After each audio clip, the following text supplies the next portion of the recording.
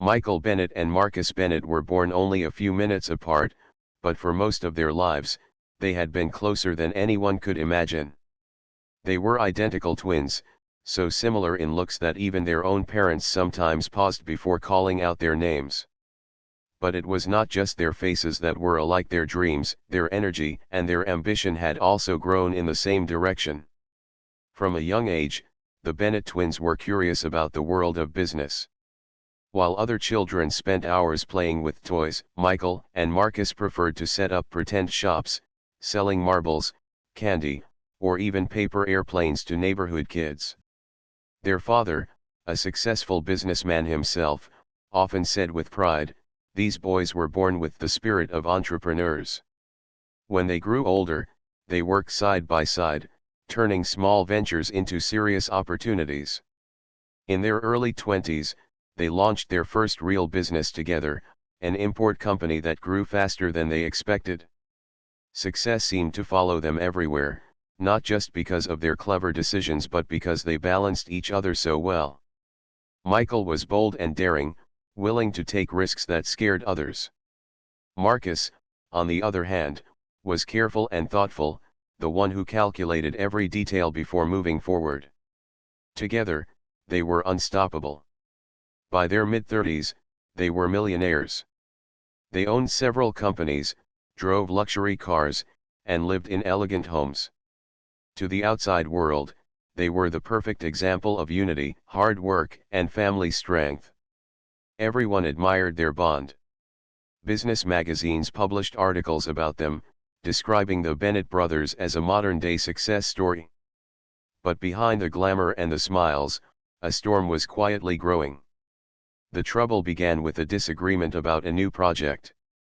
Michael wanted to expand aggressively into international markets, pouring millions into a deal that could either multiply their wealth or end in disaster.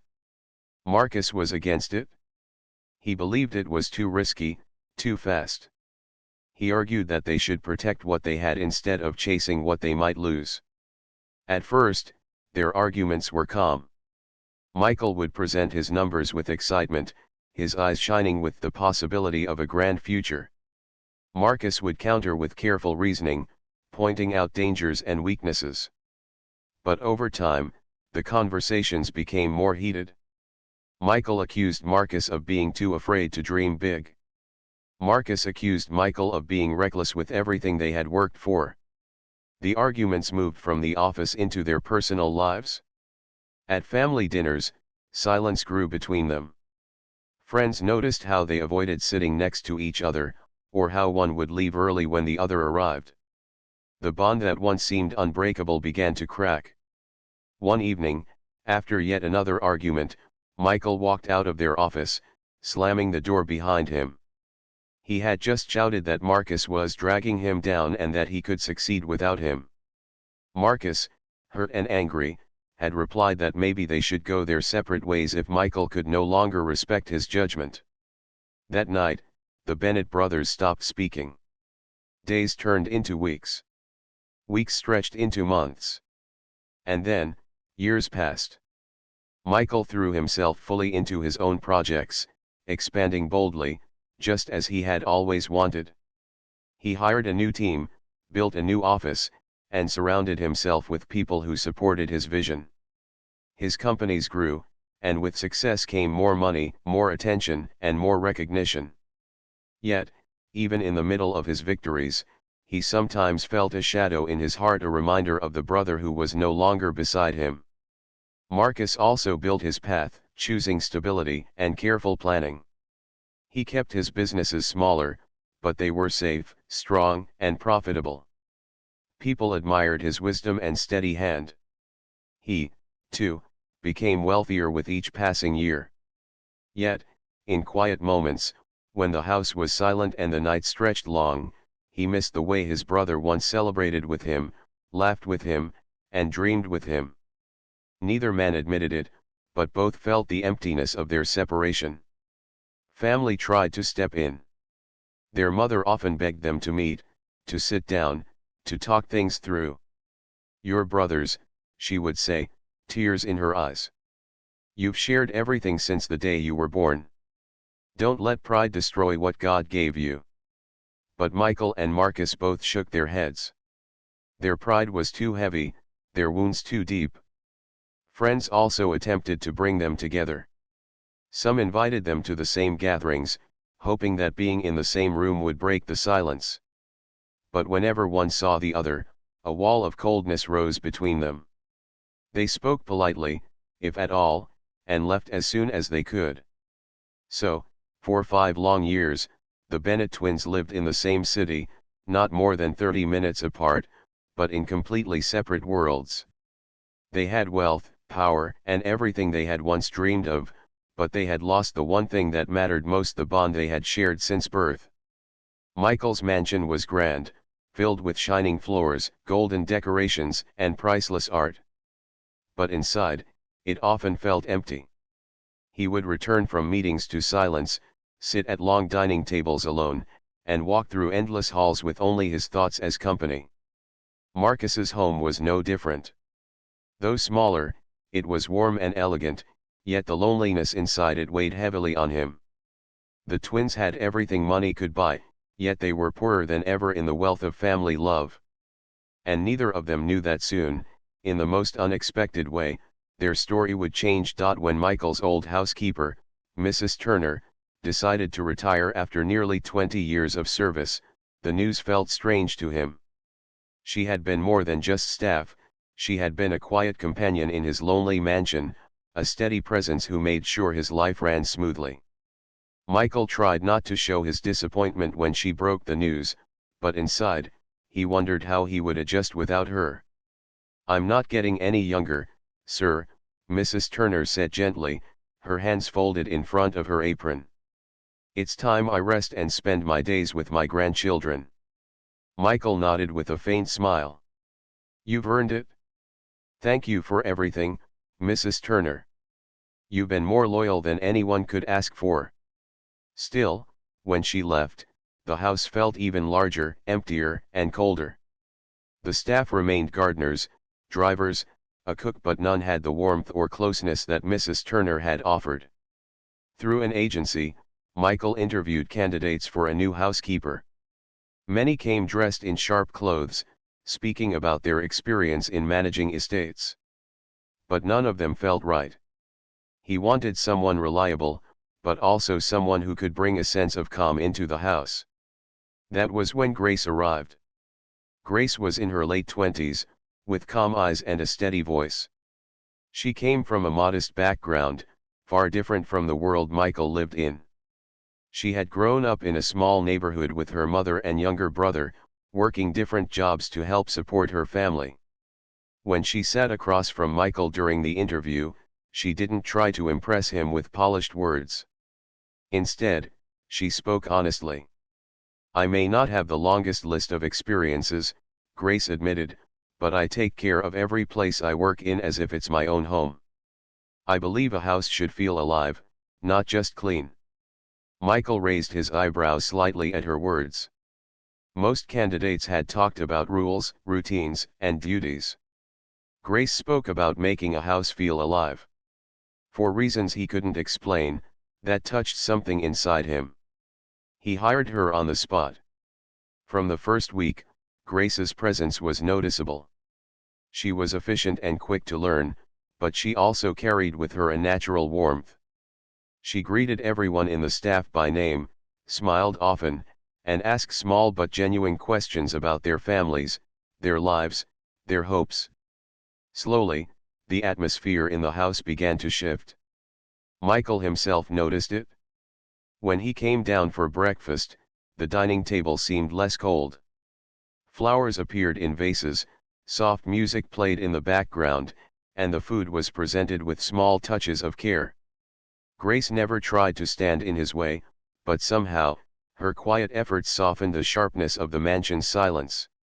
One evening, Michael returned home after a long, frustrating business meeting. He loosened his tie and entered the living room.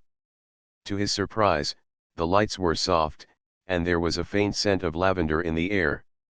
Grace was adjusting the cushions on the sofa. "You've changed the room," Michael said, glancing around. Grace smiled gently. Just moved a few things. A home should feel restful when you return, not like another office. Michael gave a small nod, not admitting aloud that she was right. For years, his house had felt like a museum, perfect but lifeless. Now, little by little, it was beginning to feel like a place where someone truly lived. But Grace noticed something else too. She had sharp eyes and an empathetic heart. Though Michael was polite and professional, she could sense the weight he carried. He often looked thoughtful, lost in memories when he believed no one was watching. Sometimes she would find him standing by the large window, staring into the night as if searching for something he had lost. His success surrounded him: fine furniture, expensive cars, awards on the wall, but none of it seemed to bring him peace. Grace never asked him directly, but the whispers among the staff told her part of the story. The twins. Mr. Michael hasn't spoken to his brother in years, the cook told her one afternoon as they worked side by side in the kitchen. They were once inseparable. Now it's as if the other doesn't exist. Grace listened quietly. She didn't press for details, but she began to notice how Michael's expression hardened whenever his brother's name was mentioned. It was not anger alone, it was sadness mixed with regret, though he hid it behind pride. One Sunday morning, while cleaning the library, Grace came across a framed photo tucked behind a row of books. She picked it up carefully, dusting the glass. The picture showed two young men, Michael and Marcus, smiling side by side, their arms around each other, their faces bright with joy. For a moment, she stared at it, surprised at how warm and alive Michael had once looked. Then she carefully placed it back where she found it. That evening, she noticed Michael sitting in the same library, holding a glass of water. His eyes wandered toward the shelves, and Grace wondered if he knew she had seen the photo. He didn't mention it, and neither did she.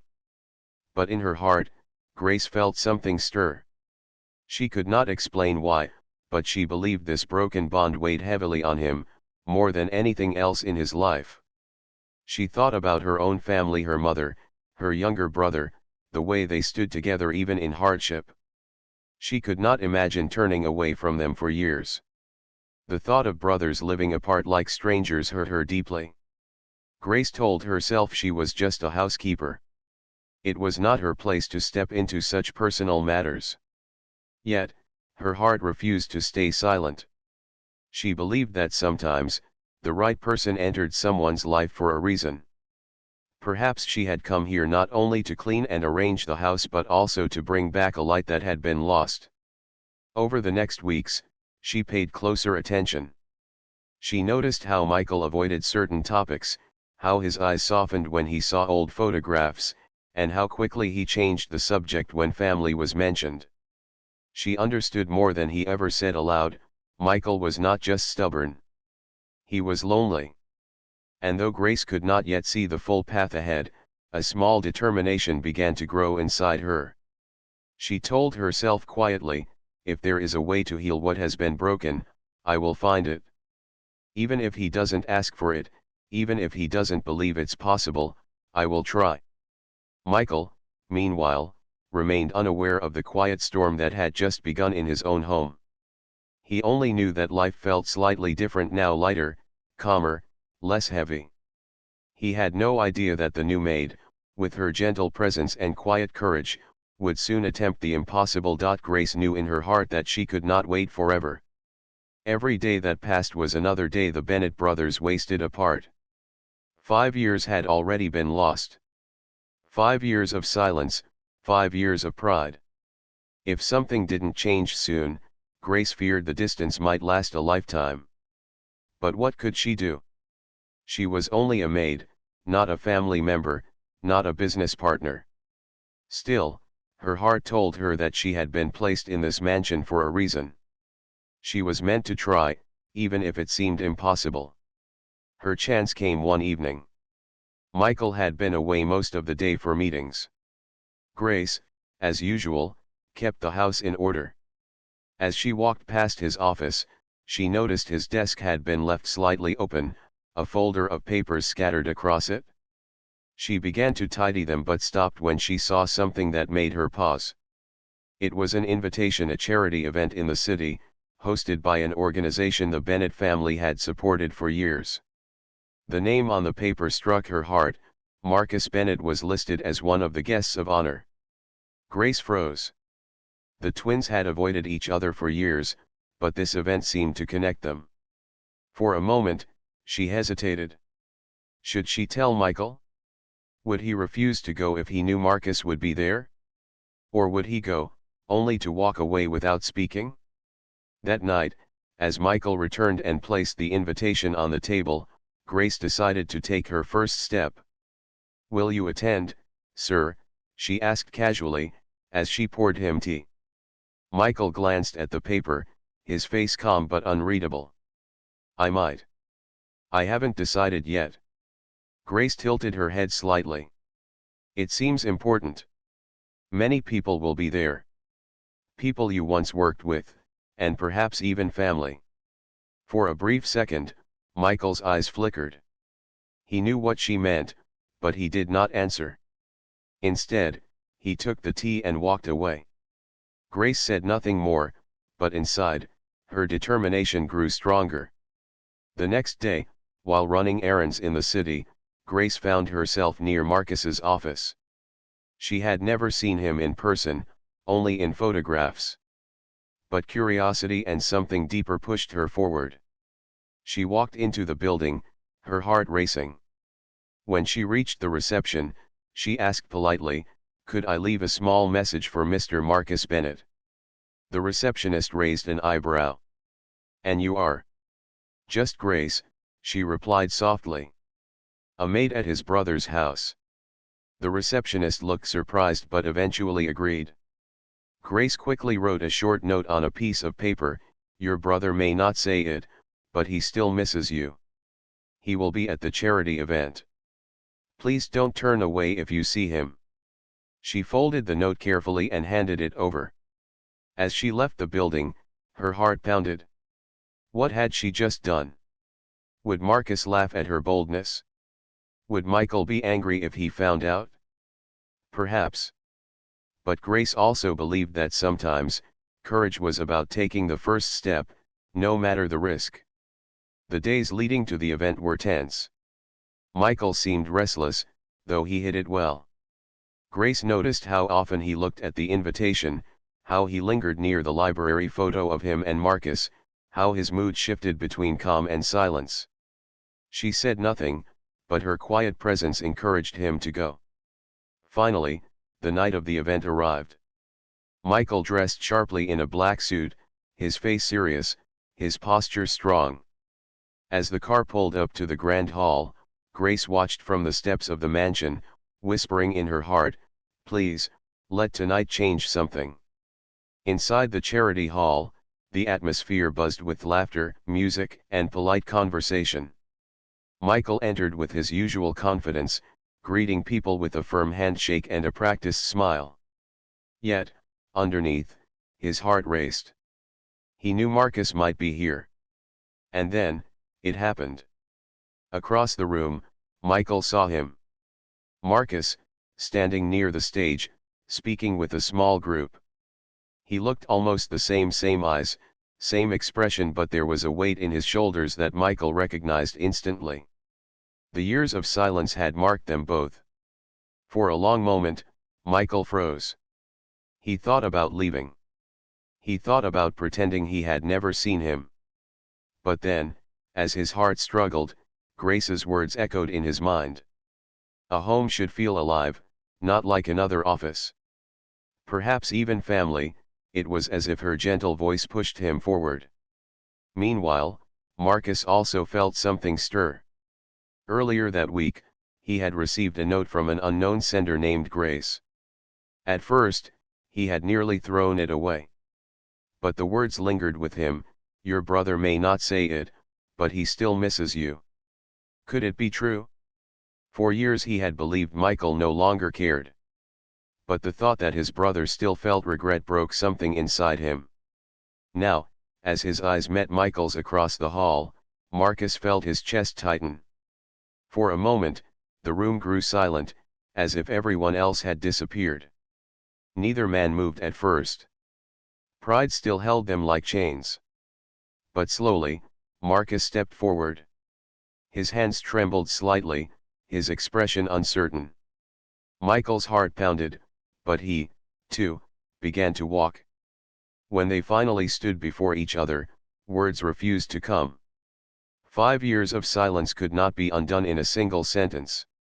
Yet, in that stillness, something powerful passed between them, the memory of childhood laughter, shared struggles, victories, and losses.